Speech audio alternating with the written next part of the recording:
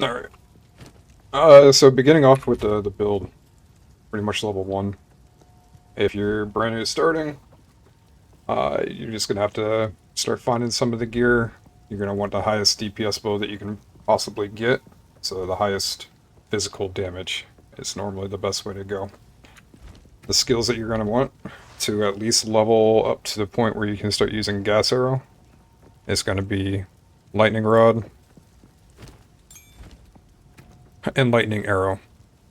Whenever you start getting your support skills, you're going to want to put Pierce, Martial Tempo, inside a Lightning Arrow. Inside a Lightning Rod, you want Scatter Shot and Primal Armament. This will bring you all the way up to level 22 to where you can finally swap over. It's by far the quickest, smoothest feeling gameplay that you can do. If this is not your first character, and you have a little bit of currency laying around, or you have items laying around that you want to use, level 6 gloves gives you more attack speed, 3 to 5 physical damage to attacks. Supplement this for blue items or yellow items that you're finding along the way if this is your first time through. Try to find any type of gloves that have physical damage to attacks or resistance on them. That's going to be your best go-to. Another belt that I like. Lots of life, resistances. Movement speed is huge. These are just garbage level 1s. Just to be able to move faster. The quiver, you're going to want to find as much physical damage to attacks as possible on it. This is going to be a big boost to your DPS. Same thing with the rings. Use iron rings, 1 to 4 attacks. Fill it out with resistances as you can. Amulet. Start looking for life regeneration and resistances on your amulet as well. Level 1 unique armor, just to give dexterity and movement speed. If you are just working with blue items, just go for resistances. If you can get stats on them, that's great. But resistances are key. And level 1 helm, it's not doing anything really for me. Just a strength, rarity of items. And with the bow, like I said, highest physical damage that you can possibly get. Your power spikes are going to be at level 22 whenever you swap over to the Radiant Grief, which you can put on at level 16. It'll start doing base fire damage. It's amazing.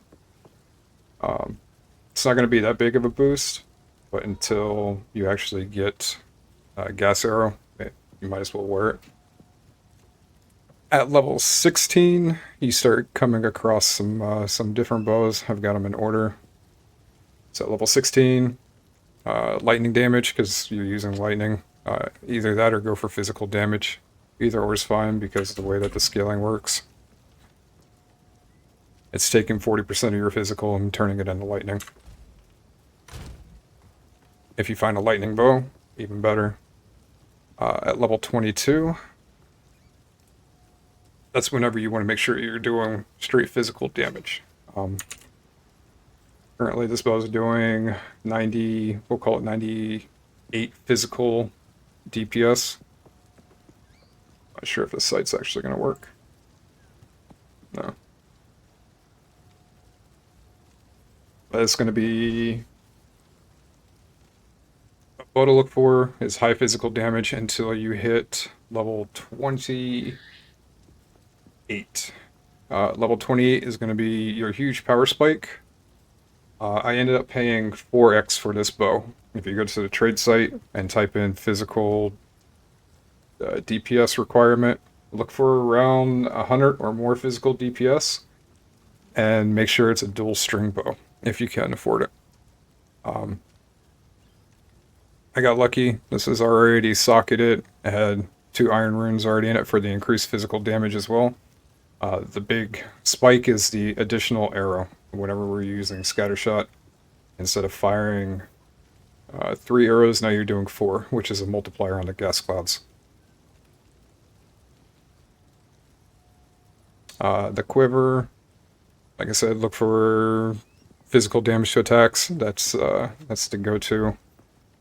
But this bow should last up until mapping. I don't think there's any reason to upgrade until past level 58 or something.